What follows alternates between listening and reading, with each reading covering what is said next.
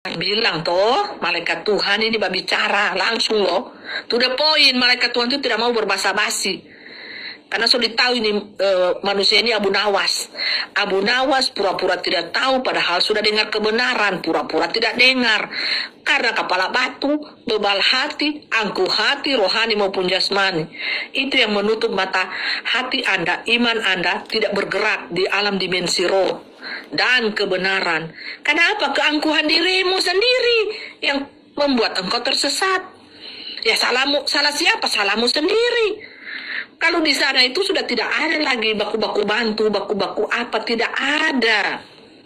Tidak ada sayang, sendiri-sendiri.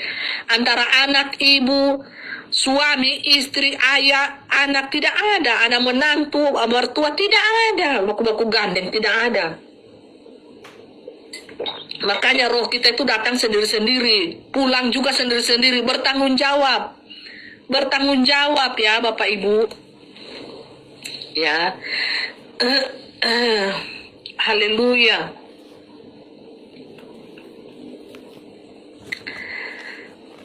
Rompo Purta. Saudara Rompo Purta, Buffet, kalau live biasa jam berapa? Tergantung, jam 9. Ini malam jam 10. Kadang jam 8 juga, tergantung. Tergantung roh berbicara ya. Jadi Bapak Ibu Saudaraku yang diberkati dan dikasihi oleh Tuhan Yesus Kristus, ya, seharusnya di detik-detik terakhir ini kita berjaga-jaga Bapak Ibu ya, berjaga-jaga. Kita tidak tahu ajal menjemput kita kapan. Kita tidak tahu kita ini, hidup kita ini sudah berkenan di hadapan Tuhan kah atau tidak. Hati kita ya, hati kita ini loh. Jangan sampai Bapak Ibu tertinggal di zaman antikris. Itu sangat nyesek Bapak Ibu. Kengerian yang tidak pernah terjadi. Bapak Ibu awalnya enjoy-enjoy aja sih. Tapi di situ Bapak Ibu akan melihat kelaparan, penyiksaan yang luar biasa. Untuk itu mempelai peringatkan terus, baca terus ini firman Tuhan, kasih selesai, terutama perjanjian baru sampai di Wahyu. Baca ulang-ulang Bapak Ibu, ini persiapan ya. Persiapan iman Bapak Ibu di dalam menghadapi antikris. Ini sudah di depan mata. Ini tidak main-main Bapak Ibu, ya. Gigit Anda dicabut, kuku Anda dicabut, mata Anda dicabut. Itu tidak main-main, real. Ya, salib itu ditanam salib itu dibuka mulu. Ya, kalau pasukan setan Dajjal itu bergerak, dia bilang buka mulu. Kau percaya siapa? Tuhanmu Yesus Kristus? Tuhanmu kah?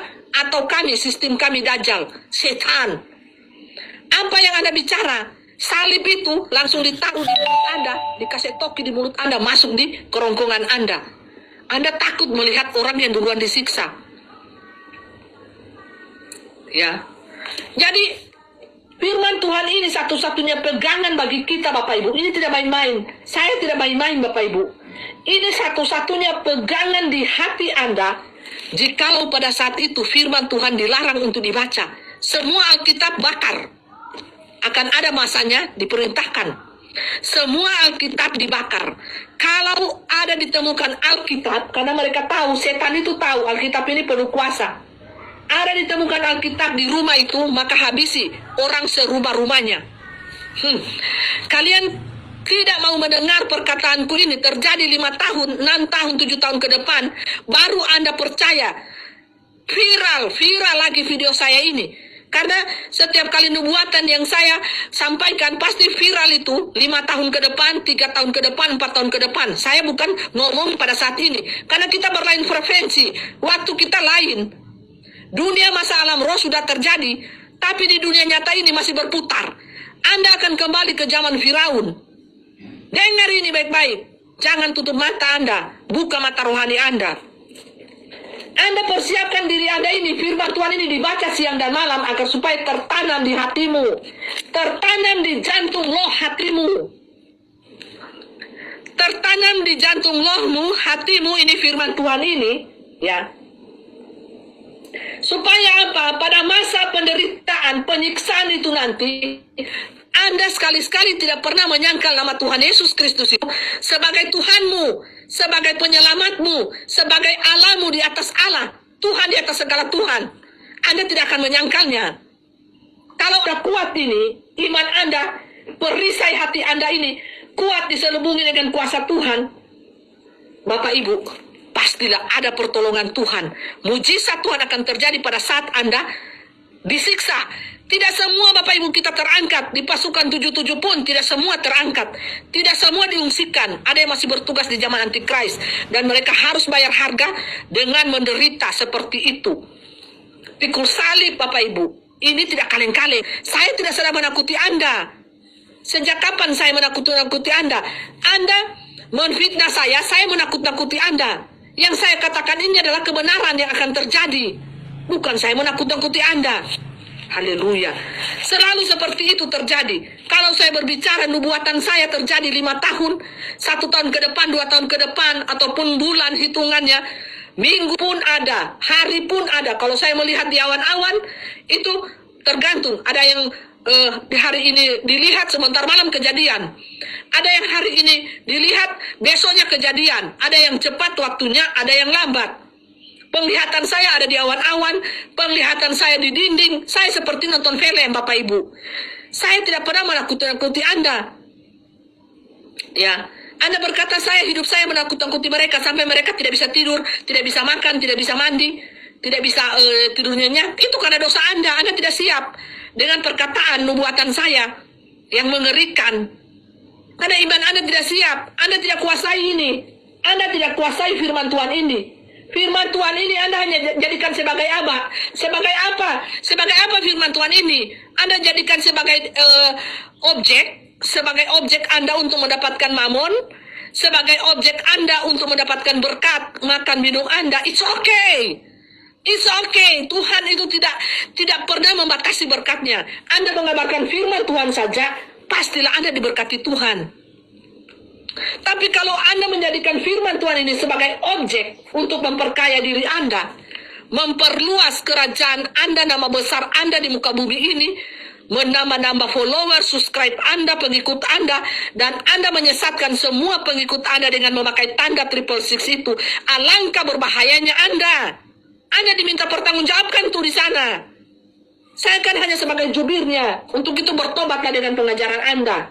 Pakailah kain kabung di kepala Anda. Dan menangislah selama Anda masih hidup di dunia ini. Anda diminta pertanggungjawabkan, sangat berat. Hukuman Anda di sana sangat berat, saudara.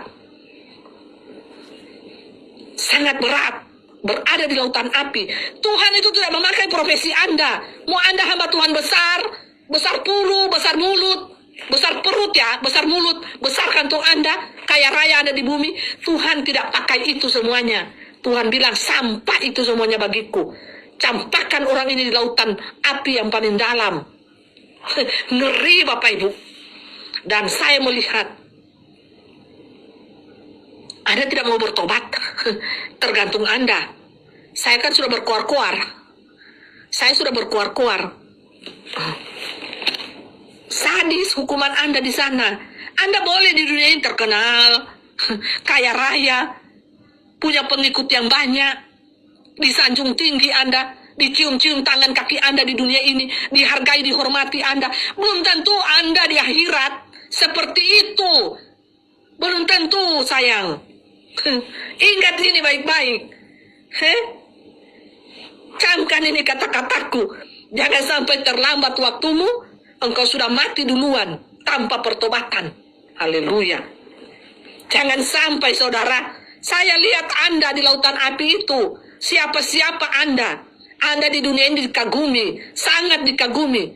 Berlimpah-limpah harta kekayaan Anda. Sementara Anda menutup mata Anda kepada orang susah. Hamba-hamba yang susah.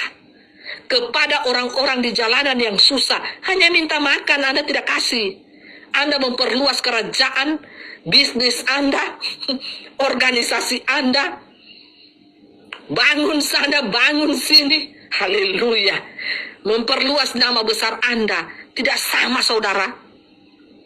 Di dunia ini dan di surga, di akhirat tidak sama.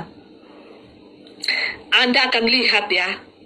Anda akan lihat apa yang saya katakan ini. Kalau tidak terjadi, Anda di sana meminta-minta air. Meminta-minta air kehidupan tidak diberikan. Yang diberikan cambukan api. Malah yang masuk di sana anak yatim piatu, orang-orang susah, orang-orang sundal yang Anda bilang sundal-sundal pelacur di dunia ini. Dia bertobat sungguh-sungguh, hatinya punya kasih, itu justru yang masuk surga. Penyembah-penyembah berhala semua bertobat, yang dulu-dulunya pengikut setan semua bertobat sungguh-sungguh. Lantas mereka punya kasih, terus Anda menutup diri. Anda tidak punya kasih. Anda cuma jadi ahli Taurat, ahli kitab, pintarnya minta ampun bak kupas. Kupas ini, kupas kitab suci, minta ampun pintarnya. Tapi bunyinya apa? Bunyinya di surga. Kerencing, kerencing, kerencing. Tong kosong bunyinya, sangat nyaring. Ternyata firman Tuhan ini hanya dipakai sebagai objek untuk mengisi kenikmatan hidup Anda di dunia ini tanpa Anda bayar harga. Haleluya, haleluya, puji Tuhan.